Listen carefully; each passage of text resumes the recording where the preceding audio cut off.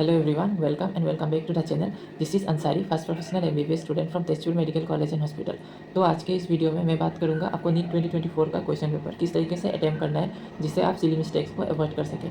तो इस वीडियो में मेनली मैं अपना स्ट्रेटेजी बताऊंगा कैसे मैं अपने क्वेश्चन पेपर्स को अटैम्प्ट किया करता था और किस पॉइंट्स को मैं ध्यान रखता था। तो यहाँ पे मैंने कुछ पॉइंट्स रखा है, उस पॉइंट्स को मैं ध्यान में रखते हुए अपने वीडियो को एक्सप्लेन करूँगा।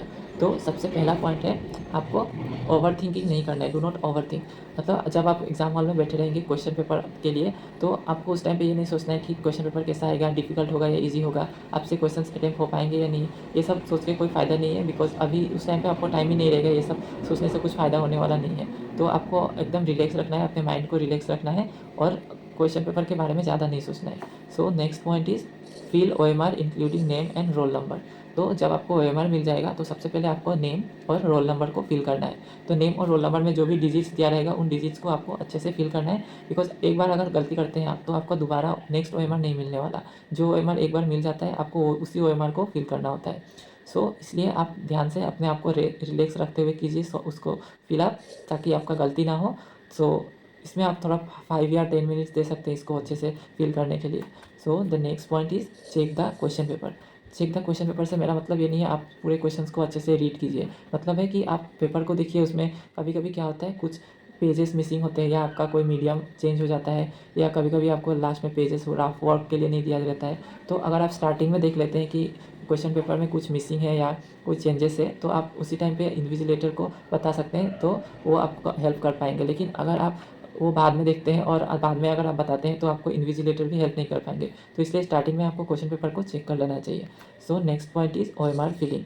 तो OMR को किस तरीके से फिल करना है, ये जो मैंने तीन स्टेप्स दिखाया है, मतलब ये दोनों लास्ट वाला गलत है। आपको इस तरीके से ही OMR को फिल करना है, मतलब मार्जिन टू इनसाइड, आपको बाहर से अंदर की तरफ OMR को फिल करना है। So next point is sequence of subject. तो सीक्वेंस ऑफ सब्जेक्ट इंडिविजुअली अलग अलग हो सकता है। लाइक आपको जो सब्जेक्ट पसंद है वो आप सबसे पहले अटैम्प्ट कीजिए, लेकिन मेरा सजेशन यही रहेगा कि आप सबसे पहले बायो को अटैम्प्ट कीजिए। बिकॉज कभी कभी क्या होता है, आप फिजिक्स को तो अटैम्प्ट कर रहे हैं लेकिन उसमें अगर कोई कैलकुलेशन नहीं हो रहा है, आप क्वेश्चन को सॉल्व नहीं कर पा रहे हैं, तो बहुत ज़्यादा टाइम आपका वेस्ट हो जाता है, जिसकी वजह से आपका कॉन्फिडेंस भी बहुत लूज़ होता है। तो आप जो क्वेश्चन आता है वो भी गलत कर जाते हैं। इसलिए आपको पहले बायो को अटैम्प्ट करना चाहिए।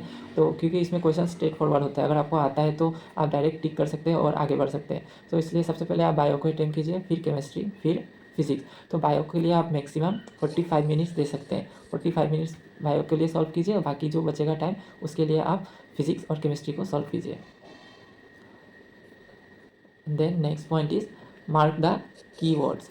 मतलब जब आप क्वेश्चंस को रीड कर रहे हैं तो उसमें जो कीवर्ड्स है, लाइक करेक्ट, इनकरेक्ट, नॉट, तो क्वेश्चन में जो पूछा रहता है उस जो कीवर्ड है उसको अच्छे से मार्क कर लीजिए। लाइक आपको पूछेगा which of the following is correct, which of the following is incorrect, तो आपको करेक्ट, इनकरेक्ट, नॉट, ये सब हाईलाइट कर लेना है क्वेश्चन पेपर में।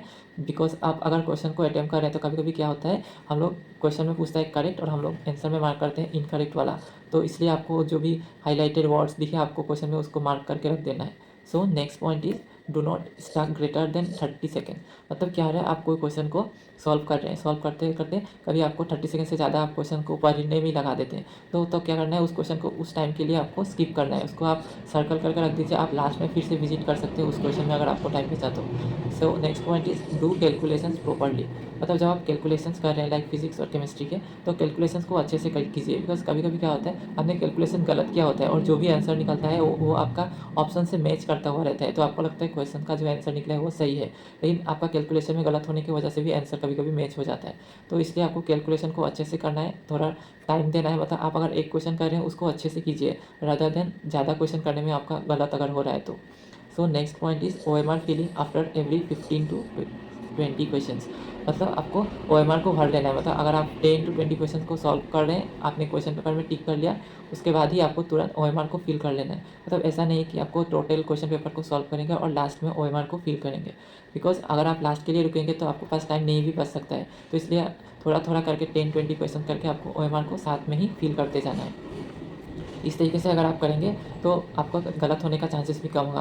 बिकॉज कई बार अगर हम लोग लास्ट में एक साथ OMR को फिल करते हैं, एक क्वेश्चन का अगर सीक्वेंस गलत हो गया तो आपका पूरा OMR सीट का आंसर, सारे आंसर्स गलत हो जाएंगे। तो इसलिए, और जब भी आप OMR में मार्क कर रहे हैं तो आपको क्वेश्चन पेपर में 2 से 3 बार एटलीस्ट आपको चेक कर ही लेना है कि क्वेश्चन आपका आंसर सही मार्क कर रहे हैं या नहीं। बिकॉज हम लोग आंसर A होता है तो कभी कभी OMR में मार्क कर देते हैं B, तो इस पॉइंट को आपको ध्यान रखना है। So next point is revisit and circle question, मतलब जो क्वेश्चन को आपने सर्कल करके रखा था स्टार्टिंग में, उनको बाद में उनको मतलब लास्ट में आपको फिर से रिविजिट करना है और आपको ट्राई करना है फिर से उनको अटेम्प्ट करने का।